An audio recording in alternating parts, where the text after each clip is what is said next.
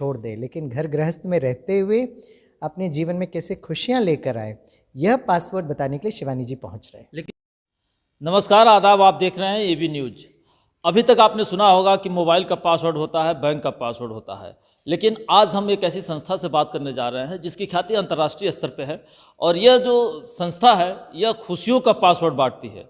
तो आइए उस संस्था के जिम्मेदार व्यक्ति हैं ये, और उन्हीं से जानते हैं कि ये किस तरीके का कार्यक्रम है और किस तरीके से सीएम सिटी कहा जाने वाला गोरखपुर में इनका आगमन हुआ है। सर, एबी न्यूज़ में आपका स्वागत है। ओम शांति, नमस्कार। क्या है ये खुशियों का पासवर्ड, कैसे लोग जाने कि आप वास्तव में क्या खुशी बांटने जा रहे हैं? हाँ, मेरा नाम डॉक्टर ईवी स्वामीनाथन है और मैं ब्रह्मा कुमारी ईश्वरी विश्वविद्यालय के हेडक्वार्टर से पहुंचा हूं।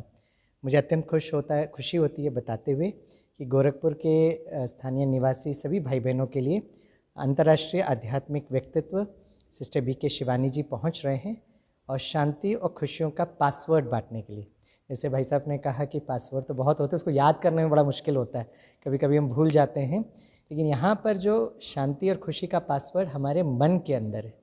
तो मन को जानना ज़रूरत है, मन को शांत और स्थिर करने की विधि शिवानी बहन जी हम सबको बताएंगे।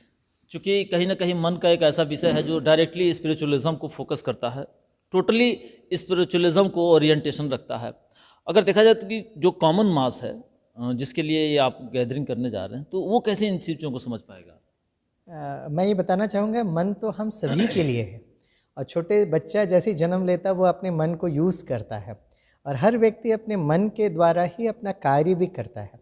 तो मन तो हमारा, हम सभी के पास भी है। मन अर्थात संकल्प करने की शक्ति।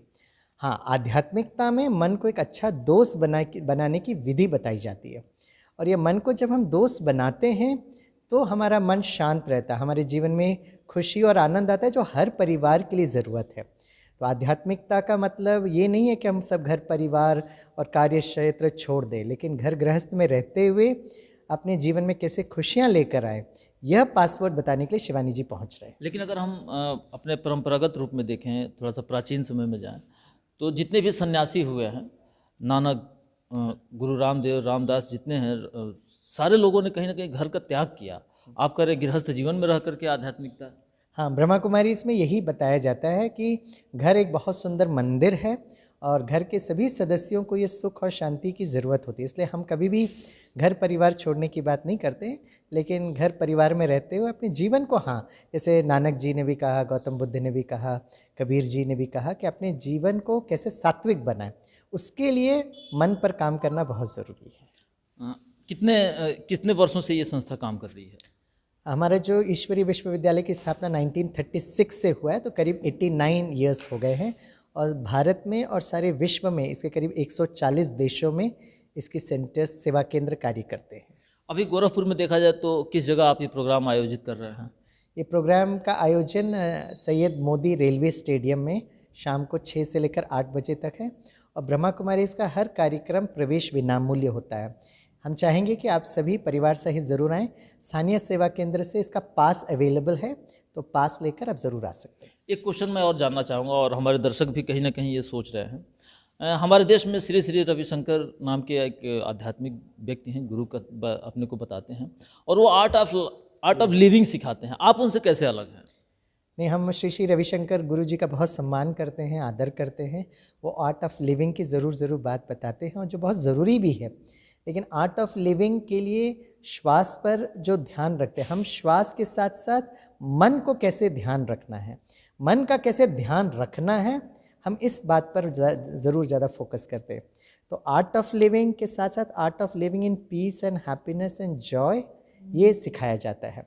इसलिए यहाँ पर, और सबसे बड़ी बात यहाँ पर जो ब्रह्मा कुमारी दूसरे संस्थाओं से थोड़ा भिन्न है, यहाँ पर हम किसी एक व्यक्ति के गुरु के साथ कनेक्ट नहीं होते हैं।